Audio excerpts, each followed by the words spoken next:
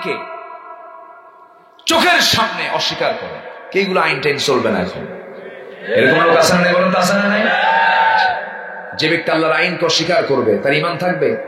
তার ঈমান থাকবে? অতএব আগে ঈমান আনা দরকার না আগে তওবা করা দরকার? আগে কাফের হতে হবে, এরপর ঈমান আনতে হবে। এখন হয়তো বলবেন যে হুজুর কাফের হওয়া মানে? আল্লাহ রাব্বুল আলামিন বলেন, وَمَن يَكْفُرْ بِالطَّاغُوتِ وَيُؤْمِنْ بِاللَّهِ فَقَدِ اسْتَمْسَكَ بِالْعُرْوَةِ الْوُثْقَى لَا انفِصَامَ لَهَا। জোরে বলি আল্লাহু আকবার। যারা তাগুতের কাফের হবে, তাগুতের কি হবে? কাফের হয়ে যাবে। তাগুতকে যারা অস্বীকার করবে এরপর ঈমান আনবে। আপনি তাগুতকে মানলেন আবার ঈমান আনলেন, কেমন হলো? এই জন্য তাগুতের কথা আল্লাহ রাব্বুল আলামিন আগে বলে দিয়েছেন, আগে তওবার কথা বলে দিয়েছেন। তওবা আগে করো, এরপরে ভালো করে ঈমান আনো, তাহলে আমি তোমার ঈমান আনাকে কবুল করে নেব। ঈমান আনা মানে আরামের দিনগুলো দিয়ে রাত কাটা নয়। ঈমান আনা মানে হলো আমার নবীর সাহাবীদের জীবনে, আমার নবীর জীবনে ঈমান আনা মানে তাদের লাইফ স্টাইলটা ছিল, দিনের বেলা ছিলেন ঘোড়ার পিঠে, রাত্রে বেলা ছিলেন তারা জায়নামাজে। ঠিক কি না? আর বোঝা কেউ বহন করবে লা তাসিরু ওয়াজিরাতু বিজরা উখরা, কেউ কারো বোঝা বহন করবে না। লাহা মা কাসাবাত ওয়া লাকুম মা কাসাবতুম, সে যা অর্জন করেছে তার, তুমি যা অর্জন করেছো তোমার। অতএব কোন নেতার অন্ধ কথা আমরা বিশ্বাস করব না, কোন ব্যক্তির অন্ধ আনুগত্যকে আমরা মানব না। আমরা মানব একজনের হুকুম অন্ধভাবে, তিনি কে? আস্তে তিনি কে? আরেকজনকে আমরা আনুগত্য করব নিঃশর্ত আনুগত্য, মুহাম্মদ সাল্লাল্লাহু আলাইহি ওয়াসাল্লাম। তাহলে আর কোনো সমস্যা নাই। কথা তো অনেক, তবে অনেকগুলো কথাকে সমস্যা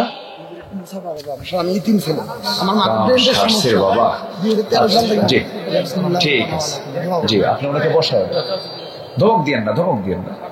এরকম অনেক কিছু হয়, অনেক কাণ্ড ঘটে যায়। সে তো অসুস্থ, সেটা সুস্থ হলে সে তো এই জায়গায় আসার সাহসই পেত না। দেখেন না, একদম বিপুল বিক্রমে আসলো।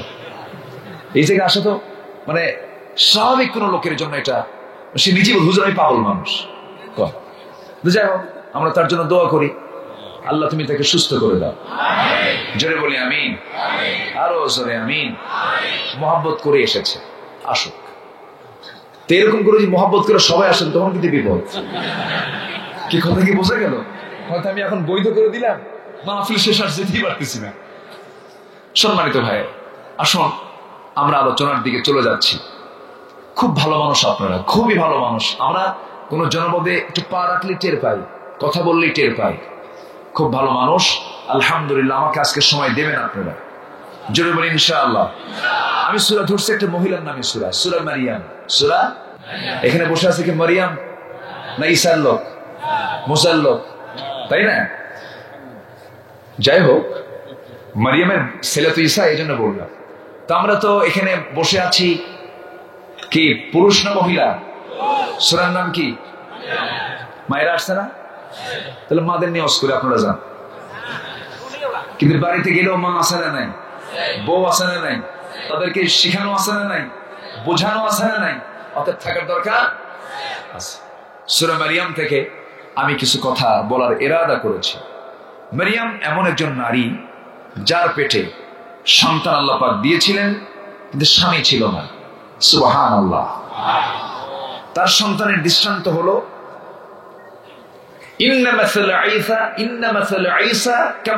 আদম।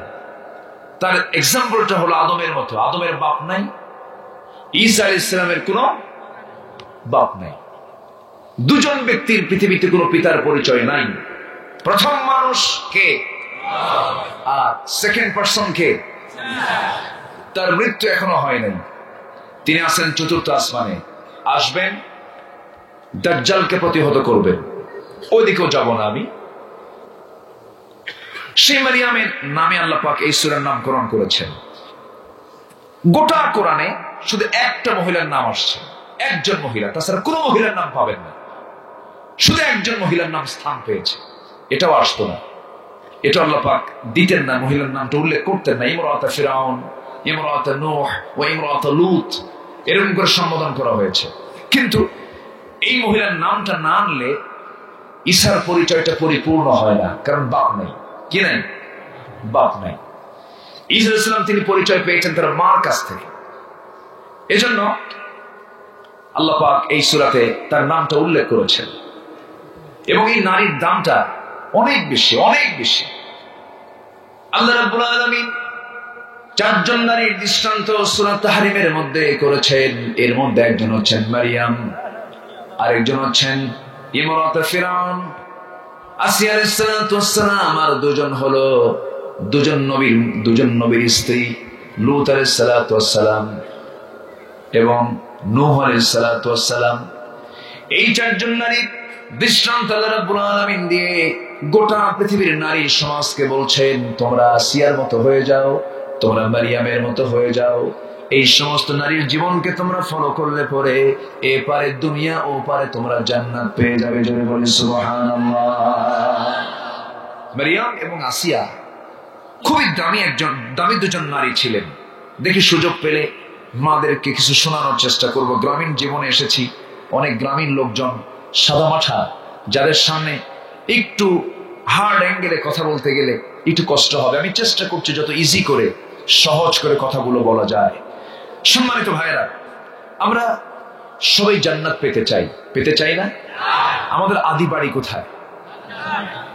অনেকে মনে হয় ভাবতেছে আসাম। বলেন, আমাদের আদি বাড়ি কোথায়? আসাম তো পাশেই, তাই না? আচ্ছা, হতে পারে তো, এরকম চিন্তা করতে পারে। কিন্তু আমাদের আদি বাড়ি কি আসাম, ইন্ডিয়া এগুলো না? জান্নাত। আদি বাড়ি কোথায়? জান্নাত। আমার আব্বা আদম আলাইহিস সালাম তিনি কোথায় ছিলেন? আমার মা হাওয়া আলাইহিস সালাম কোথায় ছিলেন? জান্নাতে ছিলেন। দুজন সময় ভাবেই কাটতেছিল। কিন্তু আল্লাহ বললেন, আদম হাওয়া থাকো, খাও, ফালা তাকরাবা, যেও না দুজন ওই নিষিদ্ধ এলাকায়, গেলেই কিন্তু সমস্যা হবে। কিন্তু শয়তান করলো কি? ফাওয়াসওয়াসা লাহুমা, দুজনকে ওয়াসওয়াসা দিয়ে ফেললো। এখনো কি ওয়াসওয়াসা দেয় না? আব্বাকে দিচ্ছে, বেটাকে বাদ দেবে নাকি? এখানে ওয়াসওয়াসা দিচ্ছে, তাড়াতাড়ি ওঠ, চলো। শয়তান কিন্তু লেগেই আছে, সর্বক্ষণ লেগে আছে। শয়তানের লাগা দুর্বল না মজবুত? বলেন মজবুত।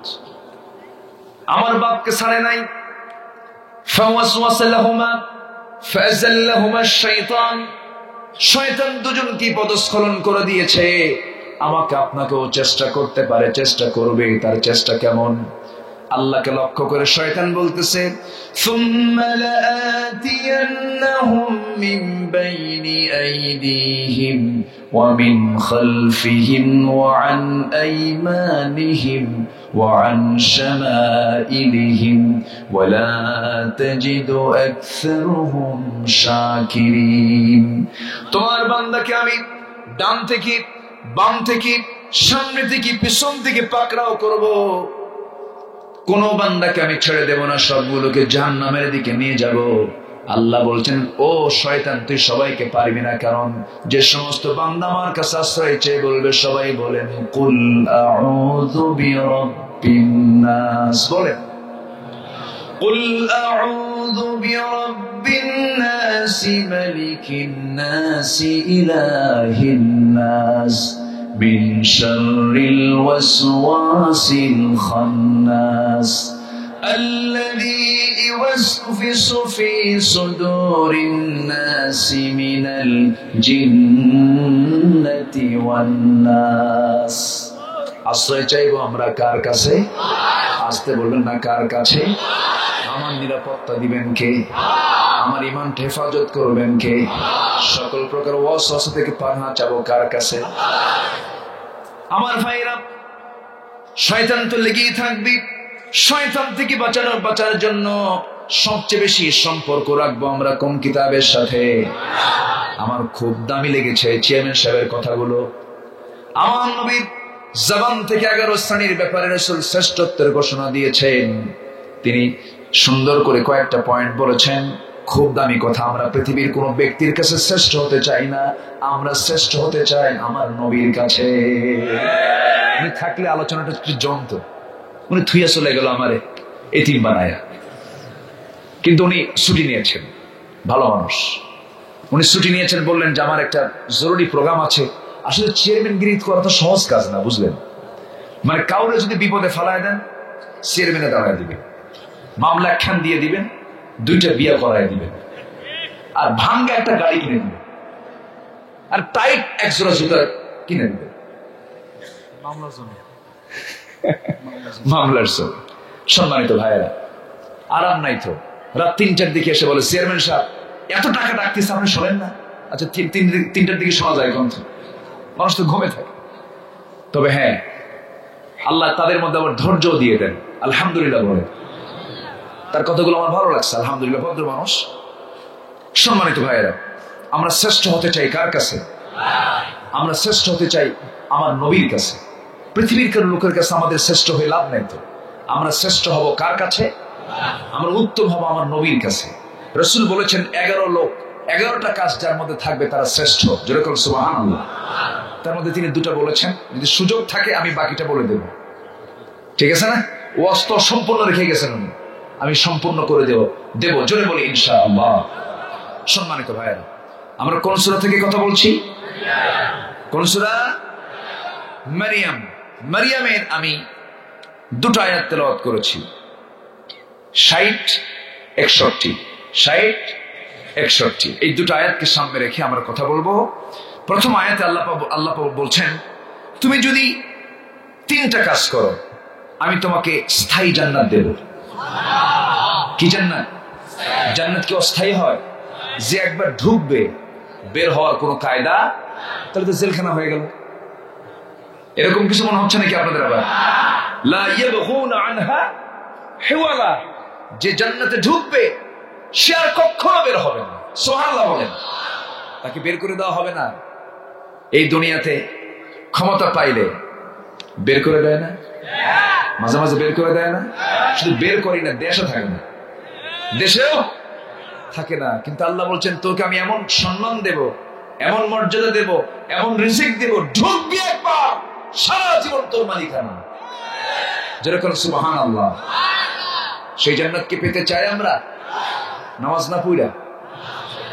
হ্যাঁ, আমার দেশের মানুষ নামাজি বেশি না বেনামাজি বেশি? মানুষ বেশি না চোর বেশি? ভালো করে বলো, প্যাঁচ লেগে গেছে। আচ্ছা, যে নামাজ পড়ে না সে কি ছোটখাটো চোর না বড় চোর? এখন বলেন, আমার দেশের মানুষ বেশি না চোর বেশি? হিসাব ক্লিয়ার। যে আল্লাহর সাথে চুরি করে সে তো এমনি ট্র্যাডিশনালি গম চুরি করতেই পারে, রাস্তার টাকা মেরে খেতেই পারে, জনগণের টাকা মেরে খেতেই পারে। ও আল্লাহর সঙ্গে চুরি করে, এটা চুরি করে কোনো ব্যাপার হলো নাকি? কষ্ট পাচ্ছেন? আমরা আল্লাহকে ফাঁকি দেব না। ফাঁকি আল্লাহ পড়বেন না, ফাঁকি আমিই পড়ে যাব। নামাজ আগে আমরা পড়বো। জোরে বলি ইনশাআল্লাহ। রাজি আছি সবাই? আল্লাহ রাব্বুল আলামিন 3টা আমলের বিনিময়ে স্থায়ী জান্নাতের মালিকানা দিয়ে দিবেন। এমন জান্নাত আমি তোমাকে দেব যে জান্নাত তুমি কল্পনাও করতে পারো নাই। এমন জান্নাত তোমাকে দেব যা তুমি কখনো ভাবো নাই। ওয়ালাকুম ফিহা মা তাশতাহি আনফুসুকুম ওয়ালাকুম ফিহা মা তাদউন নুজুলাম মিন গফুরির রহিম। জয় বলুন আল্লাহু আকবার। তোমার মন যা চাবে জান্নাতের ভিতরে তুমি তাই পাবে। তোমার মন চাচ্ছে আকাশের পাখি উড়ে যাচ্ছে, ওই উড়ন্ত পাখি যদি এখন ফ্রাই হয়ে আমার সামনে হাজির হতো আমার খুব মজা লাগতো। সঙ্গে সঙ্গে ওই পাখিটা ফ্রাই হয়ে যাবে, রান্না হয়ে যাবে, আপনার সামনে খাবার প্রস্তুত হয়ে যাবে। হুর থাকবে, গেলমান থাকবে। এই আয়াতের তাফসীর করতে নিয়েছি অনেক দিন আগে একটা মাহফিলে। 500 থেকে এক চাচা দাঁড়ায় বলে, হুজুর আপনি বলেন যা চাবো তাই পাবো, বিড়ি থাকবে না ওই জায়গায়। কি চিন্তাটা, কথা কি বুঝতেছেন? আমার ওনার চিন্তা বিড়ি নিয়ে, যে বিড়ি তো হুজুর খেতে মানা করে, কিন্তু আমি তো বিড়ি ছাড়তে পারি না। মন যা চাবে তাই পাবো। তো জান্নাতে বিড়ি চাইলে বিড়িও পাওয়া যাবে। আচ্ছা, আল্লাহকে জান্নাতে পচা খাবার রাখবেন? আজকে কোন পচা খাবার রাখবেন? এনার কি সমস্যা আবার?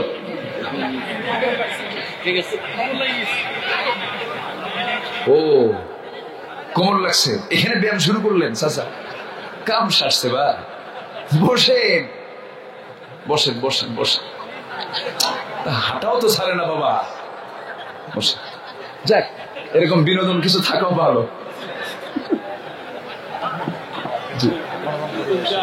খুব সুন্দর, এত সুন্দর মানুষ, বলি আলহামদুলিল্লাহ। চাচা আর যেন ওঠেন না, আর কিন্তু ওঠা যাবে না, একদম কোমর এখন ঠিকঠাক হয়ে গেছে। যাক, চাচার মধ্যে কোনো লজ্জা, মানে উনি কোনো কিছু ভাবেন নাই, সাদা মাথা, আলহামদুলিল্লাহ। জি, তাহলে জি, তো জান্নাতের ভিতরে অবৈধ, জান্নাতের ভিতরে শরীর নষ্ট করে দেওয়া, যৌবন নষ্ট করে দেওয়া, দেহকে নষ্ট করা, এমন জাতীয় কোনো খাবার থাকবে না। জান্নাতে কিন্তু 4টা নহর থাকবে। কয়টা নহর? 4টা নহর, 4টা ঝর্ণা থাকবে, 4টা নহর থাকবে, নদী থাকবে। একটা হলো শরাবের নহর, শরাব মানে মদ, এই পচা মদ, হ্যাঁ, আঙ্গুর পচায় মদ বানায়, ভাত পচায় মদ বানায়, এগুলো না, এগুলো খায় তো হুঁশ থাকে না। রাত 3টার দিকে এসে দরজায় ডাক দিয়ে বলে, দরজা খোলো, দরজা খুলে বউকে ডাক দিয়ে বলে, আম্মা আসসালামু আলাইকুম। তো এরকম পচা মদ খায়া বেহুশ হয়ে থাকবা, এরকম মদ তুমি জান্নাতে পাবে না। জান্নাতে পাবে এমন শরাব যা পান করে তোমার যৌবন ডাবল থেকে ডাবল হয়ে যাবে। জোরে বলে সুবহানাল্লাহ। থাকবে দুধের নহর। কিসের নহর? দুধের নহর। থাকবে মধুর নহর। জোরে বলে সুবহানাল্লাহ। থাকবে পানির নহর। আমার দেশটা কি জানেন? আমার দেশটা মনে হয় অনেকটা জান্নাতের একটা সিমটম আমি লক্ষ্য করি। কেমন করে? এত নদী, নদী মানে তো নহর, নদীর তীরে আমার বাড়ি, আলহামদুলিল্লাহ বলবেন না? নদীর তীরে আমার দেশের রাজধানী, বলি আলহামদুলিল্লাহ। এরপরেও আস-সাইহানু ওয়ান নীল ওয়াল ফুরাত কুল্লু মিন আনহারিল জান্নাহ। নীল, ফোরাত, এই সমস্ত নহরগুলো জান্নাতের একটা অংশ, আলহামদুলিল্লাহ বলেন। জান্নাতের একটা অংশ, হাদিসে এসেছে। সম্মানিত ভাইরা, তো আমরা সেই নহর, সেই জান্নাত আমরা যদি পেতে চাই, লাইন ধরতে হবে জাহান্নামের না জান্নাতের? গাড়ি, আমি যাব ঢাকা, স্টিয়ারিং থাকবে আসামের দিক, শিলিগুড়ির দিকে না ঢাকার দিকে? ঢাকার দিকে। আমাকে হতে হবে কোন দিক? ঢাকার দিক হতে হবে, তাহলে আমি জান্নাতটা পাবো। মানে জাস্ট জান্নাতের লাইন আমাকে থাকতে হবে। সে লাইনটা কোনটা? সেই লাইনটা হলো প্রতি ওয়াক্তে, প্রতি সালাতে, প্রত্যেকটা রাকাতে আমরা নামাজ যখন শুরু করে ফেলি, সেই সময় আমরা ক্লিয়ার করে আল্লাহর কাছে চাই, এই লাইনটা দাও। যারা পারেন সঙ্গে ঠোঁট মিলিয়ে বলেন, ইহদিনাস সিরাতাল মুস্তাকিম সিরাতাল্লাযীনা আন'আমতা আলাইহিম গায়রিল মাগদুবি আলাইহিম ওয়ালাদ-দাল্লিন। আল্লাহ তাআলা সরল সঠিক পথ আমাদেরকে দেখিয়ে দাও, যে পথে তোমার জন্য চির শান্তি, যে পথে চির ভ্রান্তি, সে পথ থেকে আমাদেরকে দূরে রাখো। আমরা আল্লাহর কাছে সিরাতুল মুস্তাকিমটা চাইলাম, নামাজ পড়লাম, আল্লাহর কাছে হেদায়েত চাইলাম, সিরাতুল মুস্তাকিম কামনা করলাম, রুকু করলাম, সিজদা দিলাম, নামাজ শেষে মসজিদ থেকে বের হয়ে আমি হারাম কাজে চলে গেলাম, হারাম দল করলাম, বাম চিন্তা করলাম, দুনিয়ার আইনকে অমান্য, দুনিয়ার আইনকে আমি স্বীকার করে আল্লাহর আইনকে অমান্য করলাম, নামাজকে আমার কবুল হবে নাকি? সিরাতুল মুস্তাকিম কি ঠিক থাকলো নাকি? নামাজ এবং সমাজ দুটোকে ব্যালেন্স করতে হবে। নামাজে কি বললাম, সমাজে তার বাস্তবায়ন কতটুকু, এই চেতনা লালন করে যদি কোনো বান্দা চলতে পারে। আমরা অনেকে মনে করি নামাজ শুধু ইবাদত, রোজা শুধু ইবাদত, হজ শুধু ইবাদত, যাকাত শুধু ইবাদত, কিন্তু সম্পূর্ণ কমপ্লিটলি রং আইডিয়া। ইবাদত মানে হলো আমি যে রাতের আধারে স্ত্রীর সঙ্গে রাত্রি যাপন করছি বৈধ সম্পর্কের ভিত্তিতে, এটা ইবাদত। আমি যে পেশাব করতে যাচ্ছি, এটা আমার জন্য ইবাদত। আমি যে শৌচ কার্য করতে যাচ্ছি, এটাও আমার জন্য ইবাদত। পৃথিবীর এমন কোন কাজ নাই যে কাজে আল্লাহর হুকুম নাই। প্রত্যেকটা কাজ যদি আল্লাহর হুকুম মাফিক যদি আমি করে থাকি, প্রত্যেকটা কাজ আমার আল্লাহ ইবাদত বলে গণ্য করে নিবে। সব কাজে ইবাদত আছে না নেই? আছে না নাই? বিড়ি খাওয়াও, হ্যাঁ? কুড়িগ্রামের লোক বিড়ি কম খায় না বেশি খায়? কি বিড়ি? আল্লাহর নাম থুয়ে দিছে, এরকম কাম সারছে। জলিল তো আল্লাহ, জলিল বিড়ি কাম সারছে। আগে ছিল মালতী, যাই হোক মালতী টালতী ছিল, শেষে ডেভেলপ হয়ে আল্লাহর নাম হাজির হলো। কি খাও? জলিল খাই, আল্লাহ খায়। এ কেমন হলো এটা? না, আমরা নেশা করব না, জোরে বলি ইনশাআল্লাহ। বিড়ি মারাত্মক জিনিস, এটা অপরাধ। প্রশ্ন করে আমাদেরকে, হুজুর বিড়ি খাওয়া কি মানে ও জায়েজ করবে? বুঝলেন, লক্ষণ খারাপ না। আমরা নেশা মুক্ত থাকবো, জোরে বলি ইনশাআল্লাহ। নেশা সবচেয়ে ছোট স্টেপ, প্রথম পর্যায় হলো বিড়ি। নেশার প্রথম স্টেপটা কি? বিড়ি, টানাটানি করা। বিড়ি বিড়ি উন্নতির সিঁড়ি।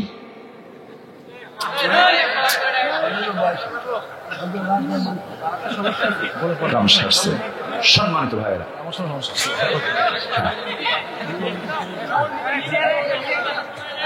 আচ্ছা ধমক দিয়ে না, আপনি চা খেয়ে আসেন, যান আপনি চা খেয়ে আসেন।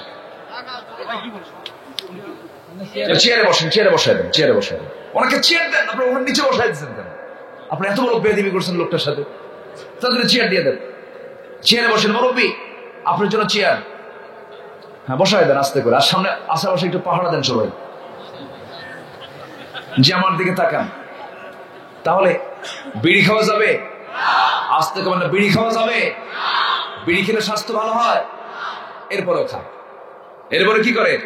খায়। বিড়ি খাওয়া কোনো ইবাদত নয়, আমরা নেশা মুক্ত হবো, জোরে বলি ইনশাআল্লাহ। এখন যারা বিড়ি খায় তারা মনে মনে চিন্তা করতেছে, হুজুর আপনারা তো পান খান। হুজুরা কি খায়? পান খায়। পান খান, আপত্তি নাই, কিন্তু পানের সাথে আবার হাকিমপুরি রহমতুল্লাহ আলাইহি কেন? কি কথা আছে না? হাকিমপুরি কেন, রহমতপুরি কেন? হাকিমপুরি রহমতপুরি খাওয়া যাবে না তো। হারা গাছে, হারা গাছ চিনেন তো? হ্যাঁ, আচ্ছা হারা গাছে যে বিড়ি তৈরি হলো যে গাছ দিয়া, আবার তামাক ফ্যাক্টরিতে যে তামাকটা আপনি জর্দাটা খাচ্ছেন ওটা কোন গাছ দিয়া? গাছ কি দুই না এক? কেউ পুড়ে খায় আর কেউ ডাইরেক্ট খায়, কোনো তফাৎ নেই। খাবেন না। হয়তো ভাবতেছেন হুজুর হয়তো বা জর্দাটাকে জায়েজ করতে পারে, অসম্ভব না। যেটা শরীরের জন্য ক্ষতিকর সেটা আপনার জন্য অপরাধ। বালা মান কাসাবা সাইয়্যাতান ওয়া আহাতাত বিহি খাতিআতুহু উলাইকা আসহাবুন নার হুম ফিহা খালিদুন। পাপ করবা, পাপ তোমাকে ঘেরাও করবে। পাপ তোমাকে কি করবে? ঘেরাও করবে। যে বিড়ি খায় তার জিহ্বায় বিড়ির চিহ্ন ফুটে ওঠে, আছে না? বিড়ি তার ঠোঁট প্রমাণ করে এটা বিড়িখোর, এটা কি খোর? যে পান খায় তার দাঁত প্রমাণ করে এটা তরমুজের বিচি, ঠিক কিনা? আচ্ছা, যে মদ খায় তার চোখ প্রমাণ করে এই চোখ হলো মদের চোখ। কিসের চোখ? মদখোরের চোখ। এই জন্য পাপ করলে পাপ আমাকে ঘেরাও করবে, এই জন্য পাপ মুক্ত থাকবো, জোরে বলে ইনশাআল্লাহ। হার্টটা দিয়েছেন কে? লিভারটা দিয়েছেন কে? লিভারটা সুন্দর করে রেখে দিয়েছেন কে? বিড়ি খায় লিভার পচায় ফেললো, দোষটা কার? আল্লাহ। দেখছেন, বিড়ি খাবেন আপনি, দোষ দেবেন আল্লাহরে না। আমরা নেশা মুক্ত থাকবো, জোরে বলি ইনশাআল্লাহ। জি, আমরা ফিরে আসবো কার পথে? আসতে বলবেন না, ফিরে আসবো কার পথে? আল্লাহ রাব্বুল আলামিনের জন্য বলছেন, শোনো সূরা মারিয়াম 60 নম্বর আয়াত। আল্লাহ বলছেন শোনো, তুমি ফিরে আসো, তিনটা কাজ তুমি করো। ইল্লা মান তাবা ওয়া আমানা ওয়া আমিলা সালিহান উলাইকা ইয়াদখুলুনাল জান্নাহ হুম ফিহা খালিদুন ওয়া লা ইউযলামুনা শাইআ। জোরে বলুন আল্লাহু আকবার। তিনটা কাজে এক নম্বর কাজ, তবে যারা তওবা করবে মানে ফিরে আসবে। আমি আপনি ভুল করেছি, মাফ করার জন্য কে আছেন? আসতে বলবেন না, কে আছেন? ভুল কি ফেরেশতার হয় না মানুষের হয়? কিন্তু দাম বেশি ফেরেশতার না মানুষের? ফেরেশতার কয়, ভালো করে কন, ফেরেশতার দাম বেশি না মানুষের দাম বেশি? কিন্তু ভুল করে কে? ভুল করে না কে? ফেরেশতা ভুল না করে তার দামের চাইতে আমার দাম বেশি, আমি ভুল করি। আলহামদুলিল্লাহ বলবেন না? কেন, কি জন্য? ভুল করবে কেমনে ফেরেশতা? ভুল করার যোগ্যতাই তো নাই। পাপ যে করবে, পাপ করার কোনো সুযোগই নাই। আমার আপনার পাপের সম্ভাবনা আছে না নাই? নারীর প্রতি টান, সম্পদের প্রতি টান, লোভ, কামনা, বাসনা, এগুলো সব মানুষকে কে দিয়েছেন? আল্লাহ দিয়েছেন। কামনা বাসনা থাকবে, থাকুক, কিন্তু বৈধ পথে তুমি লোভ করো, বৈধ পথে তুমি কামনা করো, এটা কে বলছেন? আল্লাহ বলছেন। আল্লাহ রাব্বুল আলামিন নিজেই বলেন,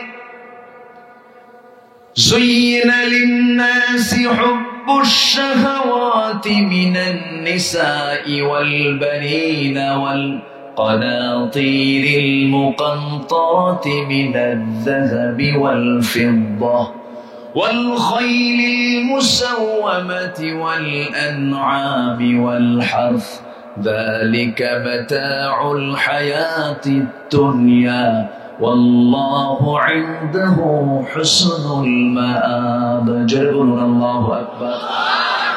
মানুষের জন্য আকর্ষণীয় করা হয়েছে 6টা জিনিস। কি? এর মধ্যে 1 নম্বর হলো নারী। নারীর দিকে টান প্রতিটি পুরুষের আছে না নাই? আবার প্রতিটি নারীর টান পুরুষের প্রতি আছে না নাই? এই টানটা দিয়েছেন কে? এই টানটা না থাকলে পৃথিবীতে মানুষকে আসবে নাকি? এই টান না থাকলে বংশ বিস্তার হবে না। এই টান না থাকলে আল্লাহর বান্দা পয়দা হবে না। এই টানটা দিয়ে দিয়েছেন কে? নারীর প্রতি পুরুষের টান আছে না নাই? ও যুবক, আছে না নাই? আস্তে আস্তে কেমন যৌবন মনে হয় নাই? আছে না নাই? আমাদের কানে তো যাওয়া দরকার যে আমাদের টান আছে। কষ্ট পাচ্ছেন? টান থাকতে হবে তো, কিন্তু সেই টান কিন্তু অন্যের বউ না, নিজের বউ। এটা মাথায় রেখে না। এখন তো প্যাঁচ লাগে এই জায়গায়, নিজের বউ ভাল লাগে না, অন্যের বউ ভাল লাগে। এরকম আছে না? এরকম বেকুব কিছু আছে না নাই? এই চরিত্র হলো কুকুরের চরিত্র। কিসের চরিত্র? কুকুরের। মানুষের চরিত্র এমন হওয়া উচিত না। স্বামী প্রবাসে থাকে, বউটা রেখে চলে গেছে, 6 বছর কোনো খোঁজ নাই। স্বামীরও দোষ, কারণ এটা উচিত না, এগুলো উচিত না। যাবেন কোথাও, বউকে সাথে নিয়ে যাবেন। আমার আলোচনাগুলো তো অনলাইনে চলে যাচ্ছে, কথাগুলো একটু বলা দরকার। আসলো যখন প্রবাসী ভাইরা যারা থাকেন, কষ্টে থাকেন, সমস্যা নেই, যান আপনি। আপনার রেমিটেন্স আমার দেশকে অনেক এগিয়ে দিচ্ছে, আলহামদুলিল্লাহ বলেন। কিন্তু আপনার স্ত্রীকে আপনি রেখে গেলেন, তার খোঁজ খবর, তার শারীরিক চাহিদা, সব চাহিদা, জৈবিক চাহিদার প্রয়োজন আছে না নাই? এটা পূরণ করার দরকার আছে না নাই? আমার রাসূল উহুদ যুদ্ধে গেছেন, মদিনা থেকে মাত্র 3.5 মাইল, 3 মাইল দূরে যুদ্ধের ময়দানে, কণ্টকীর্ণ ময়দানে, একা না বউ নিয়া? রাসূল মক্কা থেকে মদিনা হিজরত করেছেন একা না বউ সহ? বউ সহ। এজন্য বউ হচ্ছে ইমানের পাহারাদার। বউ কিসের পাহারাদার? ইমানের পাহারাদার। ধরেন আপনি কুড়িগ্রাম মার্কেটে গেছেন, বউকে সাথে নিয়ে, ও কিছু কাপড় চোপড় কিনবে, সাথে নিয়ে গেলেন, কারণ বউকে সাথে নিয়ে তো যেতে হবে। বউ তো একা যাবে না, বউ হজে একা যাবে না, বউ বাহিরেও একা যাবে না, ঠিক কিনা?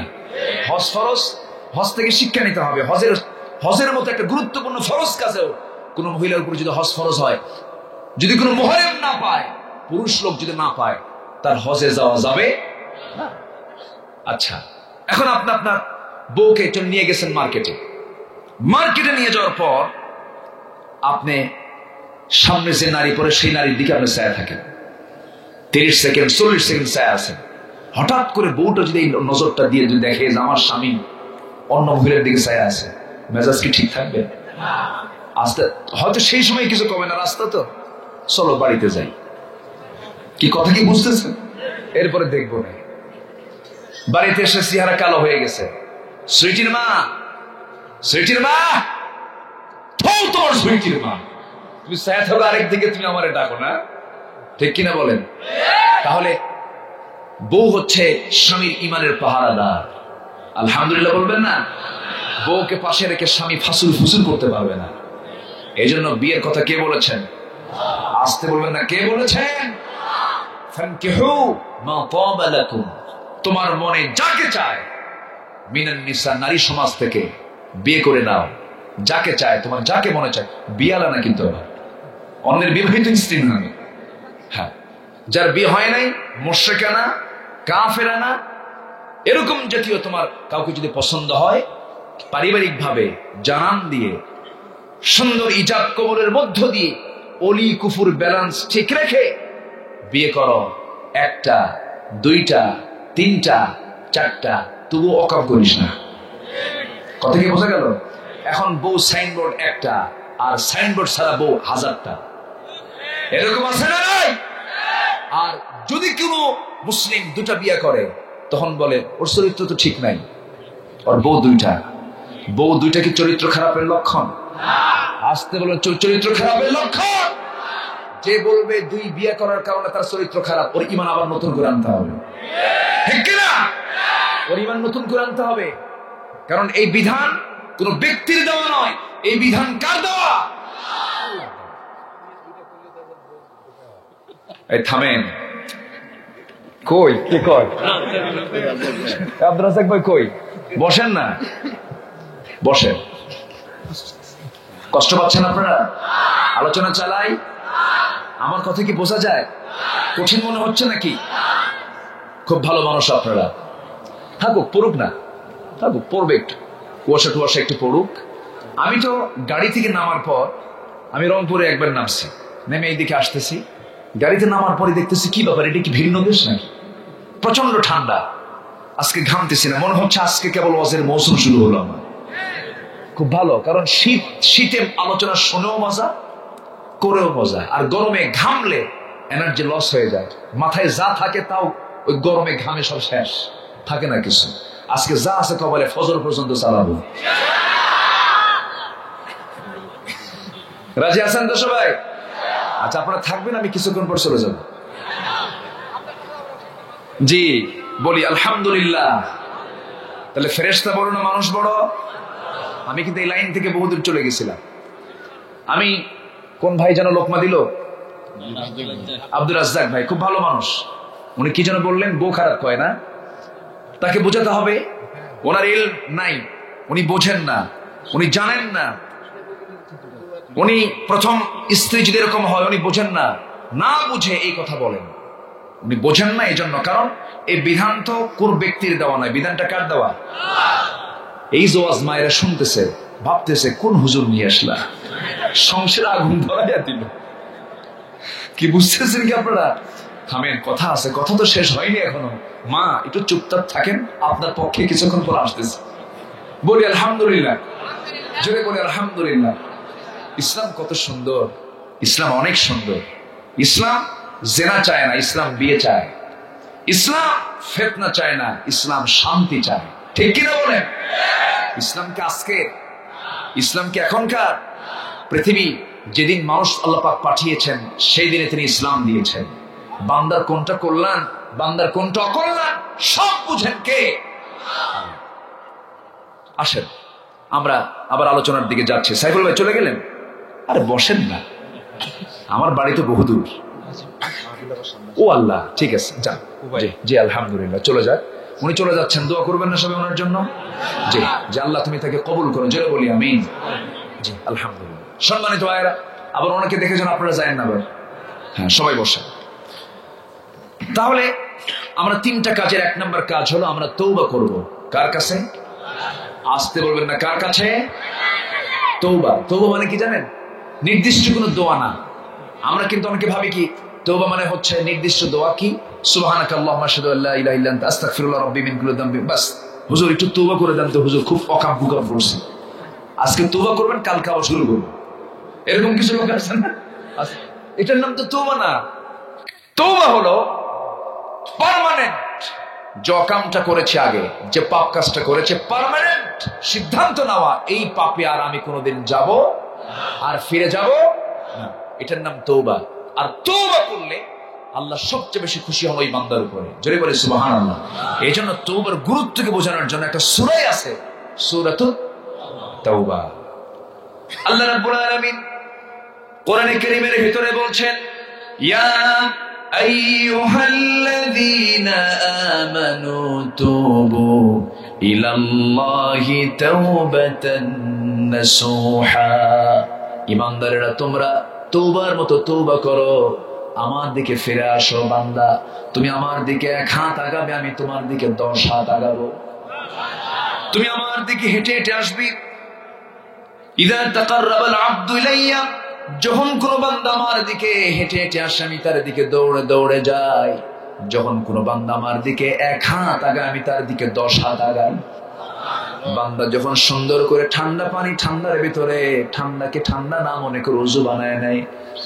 আবার আমি বলছি না আপনি ঠান্ডা পানি দিয়ে ওযু করে আপনি অসুস্থ হয়ে যাবেন, তাও কিন্তু না। এখন গরম করার সুযোগ আছে না নাই বলেন?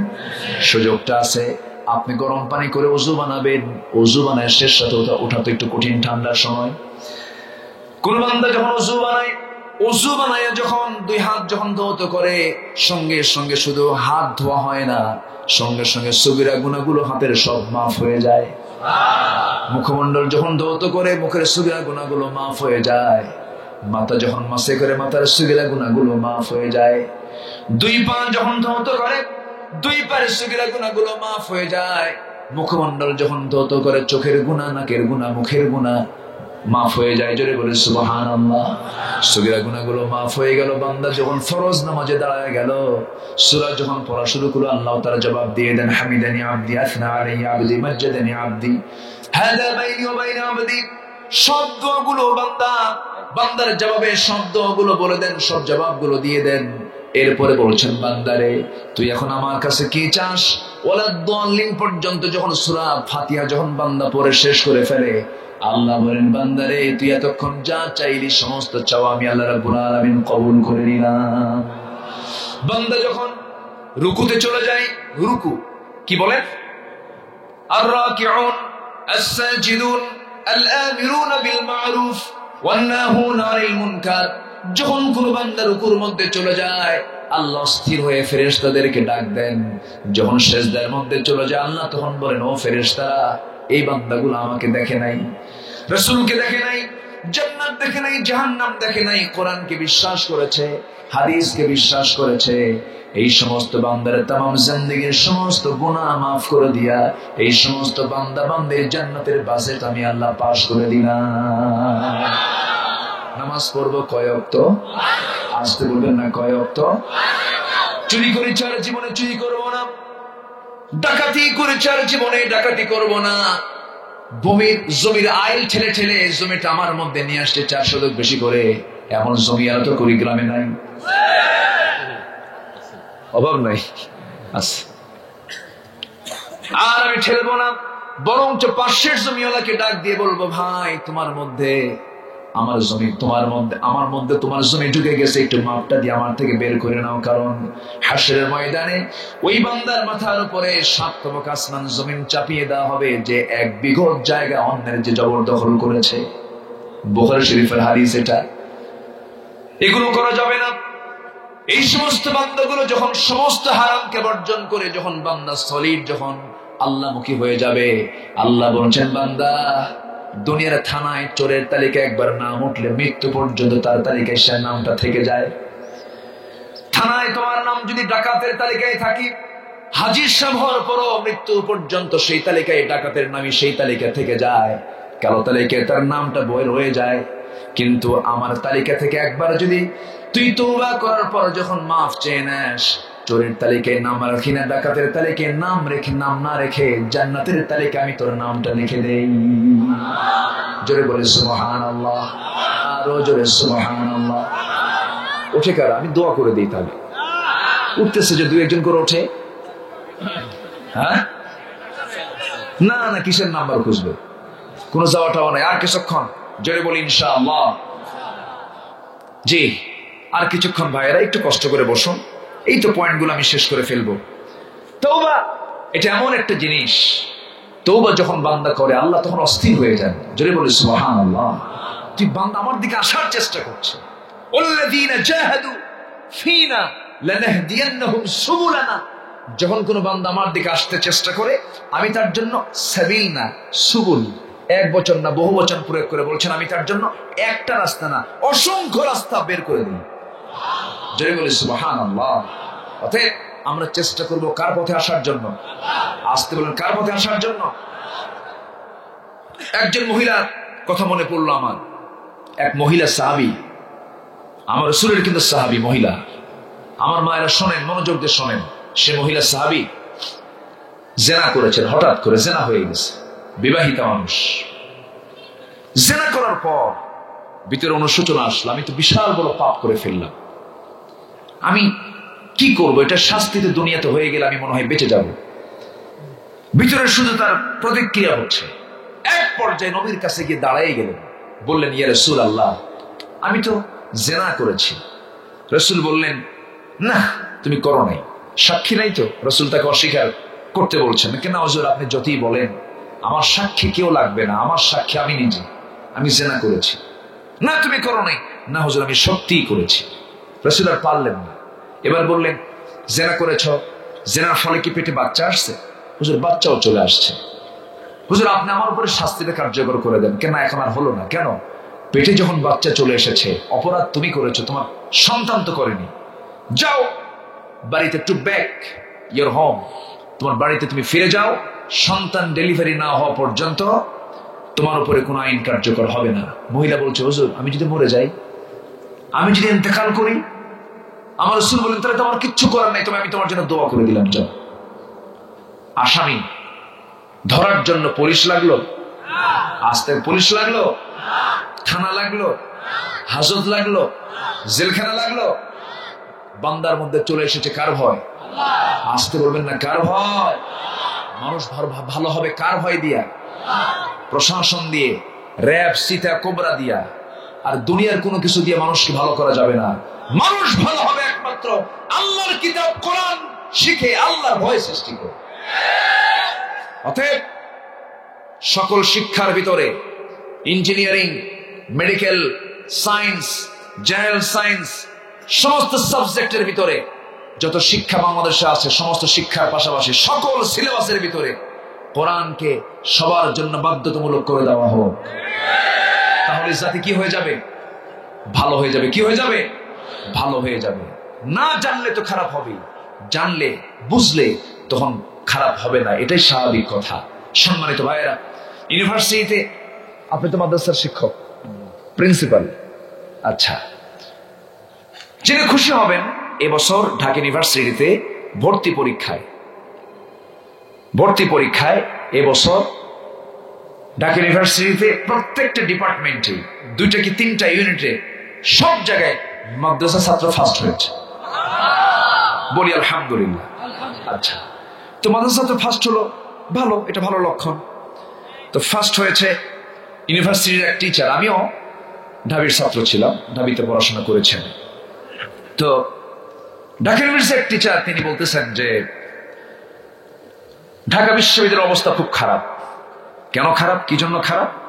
খারাপের কারণ হলো ইউনিভার্সিটি নাই, ঢাকা ইউনিভার্সিটি এখন উচ্চতর মাদ্রাসায় পরিণত হয়েছে। ভালো, আলহামদুলিল্লাহ কোন জোরে সরে কোন আলহামদুলিল্লাহ।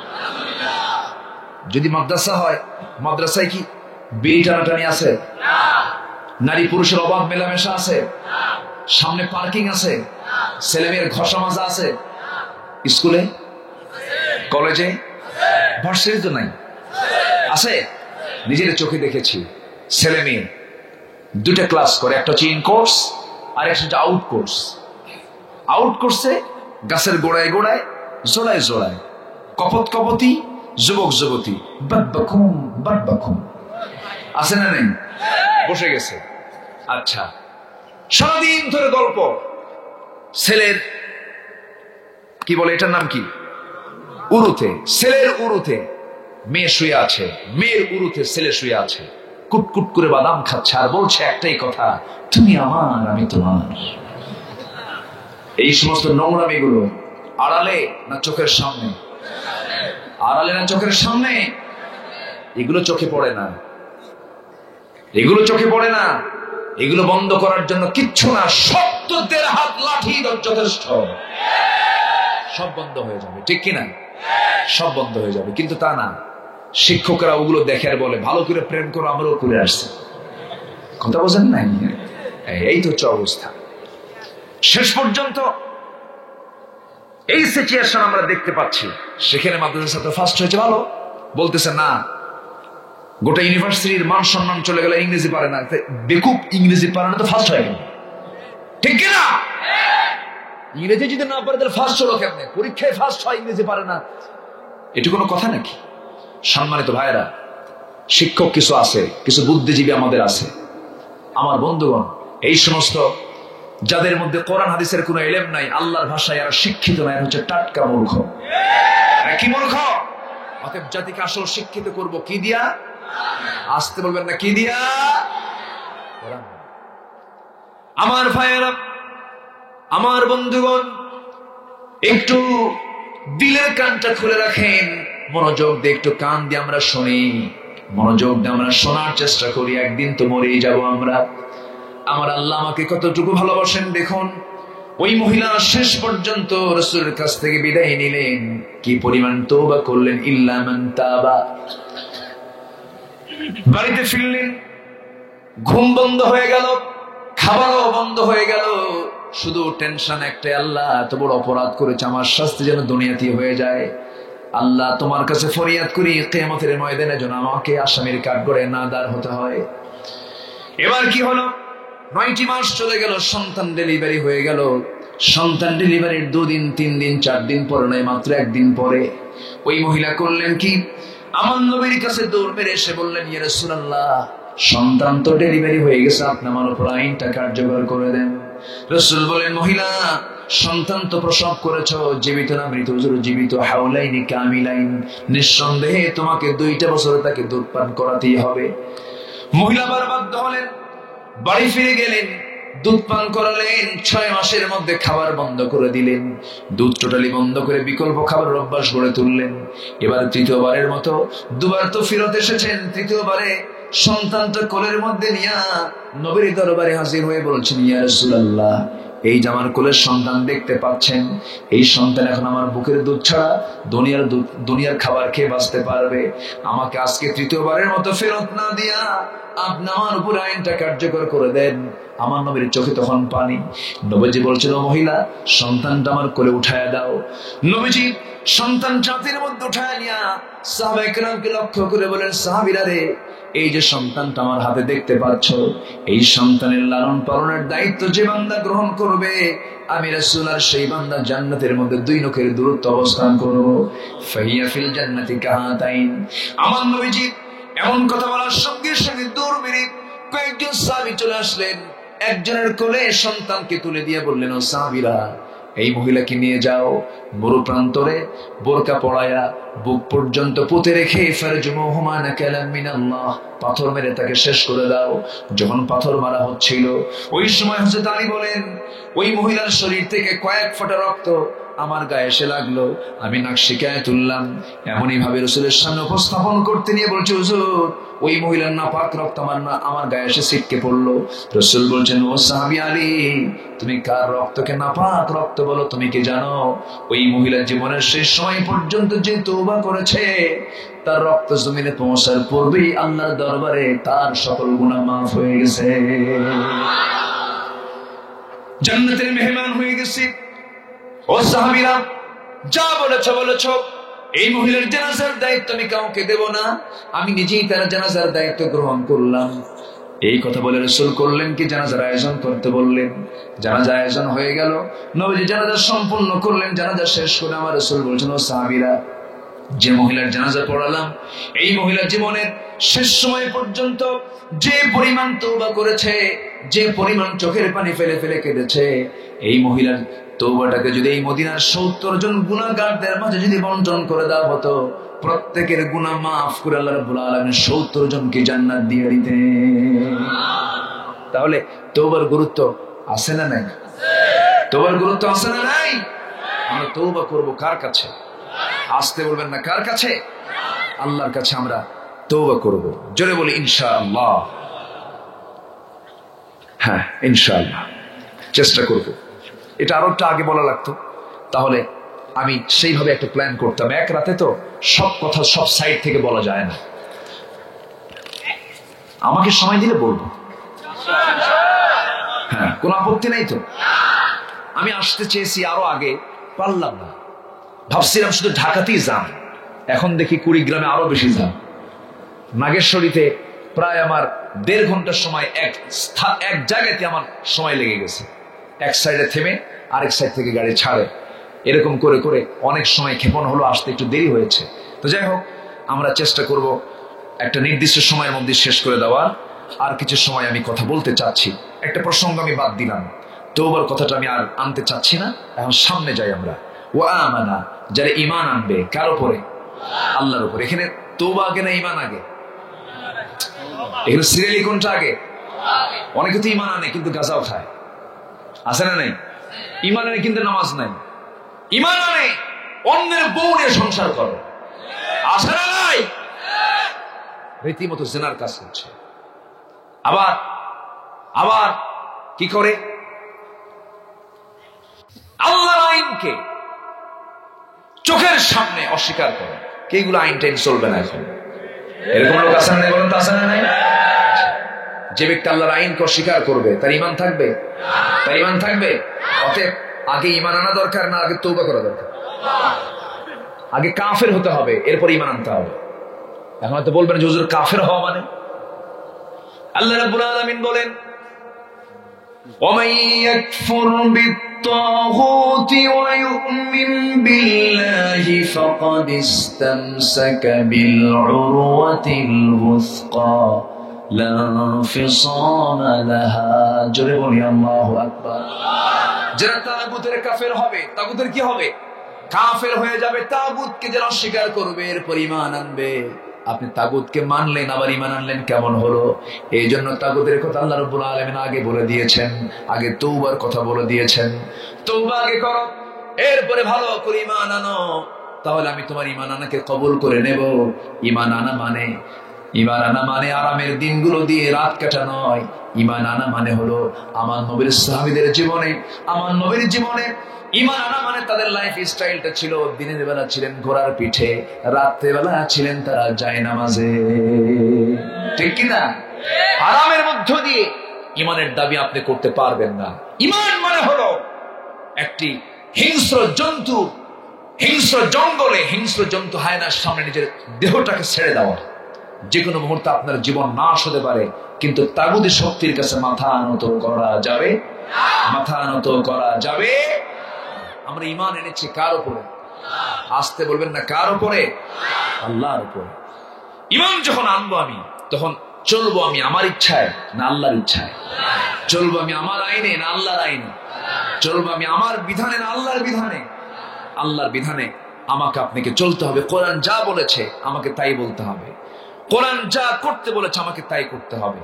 কোরআন যা সিদ্ধান্ত দিয়েছে এটাই আমার সিদ্ধান্ত নিতে হবে। এটাই হচ্ছে ঈমান। এটা কি বলেন? ঈমান। ঈমান মানে কিন্তু শুধু কালিমা পড়া না, লা ইলাহা ইল্লাল্লাহু মুহাম্মাদুর রাসূলুল্লাহ। বিপদে পড়ে হিন্দুও কয়, অনেক হিন্দু ভাইরা কয়। আমি একবার অনেক আগে আমি লঞ্চে চড়েছি, যাব আমি, হ্যাঁ ওই যে উঠে যায়, অনেক রাত হয়েছে, আসলে সমস্যা, আমি শেষ করে দেই না হয়, আর কি করি, রাত হয়েছে, একটু আগে উঠতে পারলে ভালো হতো। আর কুড়িগ্রামে আমার সফর নাই এবছর, এটাই লাস্ট। আমার আর আসার সুযোগ মনে হয় হবে না, তবে এরপরে দেখা যাক, যদি আসতে পারে আসবো ইনশাল্লাহ। দোয়া করবেন তো আমার জন্য সবাই? এত আসতে ইনশাল্লাহ বললেন? ঠিক আছে, বসুন, একটু একটু বসুন। তো ওয়ামানা, আমরা ঈমান এনেছি কার উপরে বলেন তো? দেখে না না দেখে? ভালো করে কোন? দেখে না না দেখে? আল্লাহকে দেখা যায়? দুনিয়াতে দেখতে পাবো? জান্নাতে? বলেন বলেন বলেন বলেন বলেন, জান্নাতে দেখবো না আমরা? জোরে বলি ইনশাআল্লাহ। আল্লাহকে দেখবো আমরা তৃপ্তি সহকারে। আকাশের চাঁদ যেমন দেখা যায়, আমরা আল্লাহকে এরকম স্পষ্ট আমরা জান্নাতে দেখতে পাবো। কিন্তু দুনিয়াতে দেখা যাবে না, আমার চক্ষু পারবে না, আমার চক্ষু ক্লান্ত হয়ে যাবে। একজন নবী দেখতে চেয়েছিলেন, কে? এত জোরে বলেন, বাড়ি কি আশেপাশে নাকি? অনেক দূরে বাড়ি। ফেরাউন যেখানে, মুসাও সেখানে। ফেরাউনের নাম শুনলে কি ছোটখাটো মনে হয়? ফেরাউন যেমন, মুসা ওই রকম। ওকে প্রতিহত করার জন্য যা দরকার তা সব দিয়েছেন মুসার ভিতরে। সুবহানাল্লাহ। দারুণ শক্তি রেখেছেন মুসা আলাইহিস সালাতু ওয়াস সালাম। ফেরাউনও কম না, তারও জনপ্রিয়তা ছিল, তার নাম ছিল, তার গোটা পৃথিবীতে তার নাম এখনো আছে না? ফেরাউনকে চেনে না? সবাই চেনে। এবং কোরআনেও তার নামটা আছে। অনেক নবীর নাম নাই, কিন্তু ওর নাম আছে। ফিরআউন ওয়া হামান, আর মন্ত্রীর নামটাও আছে। ফিরআউন ওয়া হামান ওয়া জুনুদাহুমা, সৈন্যদের নামও আছে। কিন্তু ফেরাউনের নাম কোরআনে থাকার পরেও পৃথিবীতে একটা লোকের নাম কি ফেরাউন খুঁজে পাওয়া যায়? মুসা। মুসা আছে না নাই? জনপ্রিয়তা দু প্রকার, একটা সুনামের সাথে আর একটা দুর্নামের সাথে। এক হাজি হজ করে দেশে ফেরার পর লোকজন বলল, হাজি সাহেব, আপনার হজ থেকে ফিরে আসার পর আপনার যে নাম ফুটছে, চতুর্দিকে আপনার সুনাম, শুধু আপনার প্রশংসা করতেছে। তবে এবার হজ করে এসে যে নামটা আপনার ফুটছে তার চেয়ে বেশি নাম ফুটছিল হলো কয়েক বছর আগে, যখন আপনার বউ আরেকজনের সঙ্গে বের হয়ে যায়। কি কথা কি বুঝতেছেন আপনারা? তাহলে এখন বলেন যে নাম ফোটা দু প্রকার, একটা হচ্ছে সুনামের সাথে, আর একটা কিসের সাথে? দুর্নামের সাথে। ফেরাউনের নামটা ফুটছে কিন্তু সুকর্মে না কুকর্মে? এই জন্য তার নামে কোনো মানুষ পৃথিবীতে একটাও। কিন্তু মুসা আছে না নেই? মুসা খুব শক্তিশালী নবী ছিল। আল্লাহকেও মাঝে মাঝে প্রশ্ন করতেন। একদিন বললেন, আল্লাহ তুমি আমাদের বানায় আবার জাহান্নাম দিবা কেমন? কন্ত কথার মধ্যে যুক্তি আছে না নাই? আমাদের তুমি বানালা, বানায় নিয়ে আবার জাহান্নাম দিবে, এটা কেমন কথা? আল্লাহ বলেন, মুসা ভাবছো তুমি আমার পেঁচে ফেলায় দিবা? থামো, তোমাকে বোঝাতে হবে, তুমি তো বোঝো না। এখনই গমের কিছু বীজ নাও, গম নিয়ে গমটা ছিটায় দাও। এদিকে গমের আবাদ হয় না? ছিটায় দাও। মুসা তিনি গম ছিটায় দিলেন, আবাদ হলো, পাকলো, কেটে নিয়ে চলে আসলেন। যখন কৃষক মাঠ থেকে গম নিয়ে আসে কেটে, সব গম কি আসে না কিছু থাকে? আছে, নাড়াও আছে। নাড়াতে আবার মুসা যখন আগুন ধরায় দিচ্ছেন, আল্লাহ বলছেন, মুসা নিজে আবাদ লাগালা, গম লাগালা, আবার আগুন ধরাও কেন? কেন যে গম কাজের সেটা নিয়ে আসছে, যেটা কামের না আগুন দিয়ে জ্বালায় দিছি। আল্লাহ বলতেছেন, যে বান্দা আমার কাজে জান্নাত দিয়ে দেব, আর যেগুলো কাজের না আগুন দিয়ে জ্বালায় দেব। ঠিক কিনা? কথা বোঝা গেল? হ্যাঁ, আমরা আমরা কাজের বান্দা হব। কিসের বান্দা হব? কাজের বান্দা। ঈমান আনবো, আমলে সালেহ করবো। ওয়ামিলা সালিহান, জোরে বলি ইনশাআল্লাহ। আমার আলোচনা শুনতে মনে কষ্ট হচ্ছে আপনাদের। আমি আবার কি এই তারেনের বান্দরে কলা খাইছি ইন্দুরে বলতে পারি না। আমি একটু চেষ্টা করি আয়াতের মধ্যেই থেকে কিছু কথা বলার জন্য। আমরা তিনটা কাজ আজকে শিখে যাব। তওবা করব, মানে ভুল করছি আর ভুল করব না। ঈমান আনবো, শিরিক মিশ্রিত না শিরিক বর্জিত? শিরিক বর্জিত ঈমান আমরা আনবো। ওয়াল্লাযীনা আমানু ওয়া লাম ইয়ালবিসু ঈমানাহুম বিযুলমিন উলাইকা লাহুমুল আমন ওয়া হুম মুহতাদুন। আল্লাহু আকবার। ঈমান আনবা, শিরিক দিয়ে তোমার লেবাস বানায়ও না। শিরিক মুক্ত হয়ে আসো, সলিড ঈমান নিয়ে আসো। তোমার সুন্নাত বাদ গেছে, তোমার নফল বাদ গেছে, আমি দেখবই না, আমি তোমাকে জান্নাত দিয়ে দেব। এটা আমার কথা না, কার কথা? আল্লাহর কথা। আল্লাহ রাব্বুল আলামিন বলেন, বান্দা তোমার যদি জীবনে কোনো ভুল হয়ে থাকে, সেই দিকে আমি নজর দেব না। কোন ভুল? ইন তাজতানিবু কাবাইরা মা তুনহাউনা আনহু নুকাফির আনকুম সাইয়্যাতিকুম ওয়া নুদখিলকুম মুদখালান কারীমা। তুমি যদি বড় বড় যত গুনাহ কবিরা গুলো আছে, এগুলোকে তুমি যদি মাইনাস করে রাখো তোমার জীবন থেকে, ছোট ছোট তোমার যে সগীরা গুনাহগুলো আছে, আমি আল্লাহ সেই দিকে তাকাবই না। আমি তো রহমান, আমি তো গফফার, আমি তো গফুর। সব গুনাহগুলো মাফ করে বড় বড় গুনাহ থেকে তুমি বঞ্চিত রেখেছো নিজেকে, আমি তোমাকে সুন্দর করে একটা সম্মানজনক জান্নাত দিয়ে দেব। জোরে বলি সুবহানাল্লাহ। আমার ভাইরা, আমি আপনি কেউ দুনিয়াতে থাকবো না, সবাই একদিন দুনিয়া থেকে বিদায় নেব। তবে ঈমান এনেছি যখন, ঈমানটার উপরে টিকে থাকতে হবে, যেমন করে সাহাবায়ে কেরাম টিকে ছিলেন। আমার বন্ধুগণ, ঈমানটা টিকে রাখার ক্ষেত্রে পারিবারিক বাধা আছে না নাই? আসতে বলবেন না, আছে না নাই? সামাজিক বাধা আছে না নাই? রাজনৈতিক বাধা আছে না নাই? রাষ্ট্রীয় বাধা আছে না নাই? ধনাঢ্য শ্রেণীর বাধা আছে না নাই? এই সমস্ত বাধাকে যে বান্দা বাধা মনে করবে, তার ঈমানটা টিকবে না। বাধাকে বাধা মনে করা যাবে না। ভাইও আপনার প্রতি শত্রু হতে পারে। যেমন করে ইউসুফ আলাইহিস সালাম তাকে দুনিয়া থেকে বিদায় করে দেওয়ার জন্য, দুনিয়া থেকে চিরতরে নিশ্চিহ্ন করার জন্য ষড়যন্ত্র করেছিল কারা? গ্রামের ভাই, চাচাতো ভাই, প্রতিবেশী ভাই, রক্তের ভাই, একদম রক্তের ভাই, আপন ভাই। সবাই মিলে সিদ্ধান্ত নিল ইউসুফকে আমরা কূপের মধ্যে ফেলে দিয়া পাথর মেরে শেষ করে দেব, সে আমাদের শত্রু হয়ে যাবে। কিন্তু হলো কি, পরক্ষণে সম্পূর্ণ উল্টা হয়ে গেল। শত্রুতা করে তো কোনো লাভ নাই। আল্লাহ যাকে বড় করবেন পৃথিবীর কোনো মানুষ নিচে টেনে তাকে ছোট করতে পারে না। ইউসুফ আলাইহিস সালাম পারিবারিক বাধার সম্মুখীন হয়ে গেলেন, কূপের মধ্যে তাকে ফেলে দেওয়া হলো। এক পর্যায়ে আল্লাহ রাব্বুল আলামিন তাকে দেশের প্রধান বানায় দিলেন, সবচেয়ে সম্মানজনক চেহারা আল্লাহ পাক তাকে দান করে দিলেন। আমার ভাইয়েরা, বাপ যখন বিরোধী হবে মনক্ষুণ্ণ হওয়া যাবে না। ইব্রাহিম আলাইহিস সালামকে আগুনের মধ্যে নিক্ষেপ করেছে কে? আপন বাবা নিক্ষেপ করেছে তিনি। আল্লাহকে বলেছেন, আল্লাহ আমার বাপ পর্যন্ত বিরোধী, কিন্তু আমি তোমার ঈমান ছাড়ি নাই। জোরে করুন সুবহানাল্লাহ। আমি ঈমান ছাড়ি নাই, বাপ পর্যন্ত বিরোধী হয়ে গেছে, কিন্তু আল্লাহর পথ থেকে তিনি এক চুল পরিমাণ নড়লেন না। এই জন্য তার ঈমানটা শক্তিশালী হওয়ার কারণে আল্লাহ তার জন্য আগুনটা জান্নাত বানায় দিয়েছেন। জোরে বলেন সুবহানাল্লাহ। আসিফি হজু ইব্রাহিম কা ইমা পায়দা আগ কর সকতি হ্যায় এক আন্দাজ গুলিস্তা পয়দা। আজ কোথাও যদি উদয় হয় ইব্রাহিমের মতো ঈমান, করতে পারে অগ্নিকুণ্ডে খুব সরাত এক গুলিস্তান। জোরে বলে সুবহানাল্লাহ। স্বামীর দ্বারা আক্রান্ত হয়েছেন কোন মহিলা? বলেন বলেন বলেন। আমি বলেছি না তার ব্যাপারে কিছু বলবো? স্বামীর দ্বারা আক্রান্ত হয়েছেন কে? আসিয়া। কম আক্রান্ত না, অনেক আক্রান্ত। বিশাল ভাবে তাকে আক্রমণ করা হয়েছে, অথচ তার পদ কত বড়। ফেরাউনের স্ত্রী মানে কি? তৎকালীন গোটা পৃথিবীর পরাশক্তির বউ, সে নিজে একটা পরাশক্তি। কিন্তু ফেরাউন যখন বলল, আসিয়া শুনলাম তুমি নাকি কালিমা পড়েছো, তুমি নাকি দিন গ্রহণ করেছো। আসিয়া আলাইহিস সালাম বললেন, আমার স্বামী, আমি আপনাকে রেসপেক্ট করি, সম্মান করি, কিন্তু আপনি আমাকে এমন প্রশ্ন করেছেন, এটার জবাব আমি এদিক সেদিক হয়ে দেব না। বুক উঁচু করে বলছি, আমি বলছি আশহাদু আল্লা ইলাহা ইল্লাল্লাহ, আল্লাহু আকবার। ফেরাউন বলল, তুমি আমার ঘরে থেকে তুমি আমার বিরুদ্ধে অবস্থান নিলে, আমি তোমাকে কি দেই নাই? তোমাকে সব পথ দিয়েছি, তুমি মুসার ধর্ম ধরলা। তিনি বলেন, মুসার ধর্ম এটা নয়, এটা আল্লাহ ধর্ম। যারা বলে সুবহানাল্লাহ। ইসলাম কি কোন নবীর ধর্ম? কার? ইসলাম কার থেকে এসেছে? আল্লাহ দিয়েছে। তুমি মুসাকে নবী মানলে? হ্যাঁ, উনি আল্লাহর পয়গম্বর মুসা, তাওরাত হলো আসমানি কিতাব, আল্লাহ হচ্ছেন আমার রব।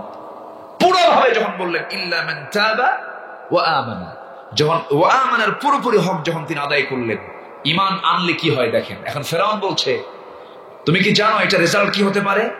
হ্যাঁ, রেজাল্ট হতে পারে আমার এই পৃথিবী থেকে চলে যাওয়া, এইটাই তো হবে। থামো, আমি তোমাকে একসঙ্গে মারবো না, হঠাৎ করে মারবো না, তিলে তিলে তোকে মারবো আমি। মন্ত্রী পরিষদ ডাকলো, ডেকে বললো, আমার বইয়ের বিরুদ্ধে আমি বসেছি আজকে তোদের সাথে। চিন্তা করুন কত পাশবিক আচরণ করেছে ফেরাউন। নিজের বউকে নিয়ে, সমস্ত জল্লাদদেরকে সাথে নিয়ে যখন তাকে টর্চার করা হলো, রিমান্ডে নেওয়া হলো, সেলে নেওয়া হলো, এক পর্যায়ে অর্ডার দেওয়া হলো তার মাথার চামড়াগুলো লোহার চিরুনি দিয়ে টেনে টেনে নিচের দিকে নিয়ে আসো, দেখি আসিয়া কতটুকু সহ্য করতে পারে। আল্লাহু আকবার বলবেন না? তাফসীর এসেছে। আম্মা, আমার মা, আমার বোন, ইসলাম এত সস্তা নয়। আসিয়ার দিকে তাকান, আপনার স্বামী একটু এলোমেলো হলে খেপে যান, আমার জীবন শেষ, আমার স্বামী সব শেষ করে দিল। এরকম আছে না মহিলা? কিছু আছে না? আসিয়া কি করেছেন দেখেন।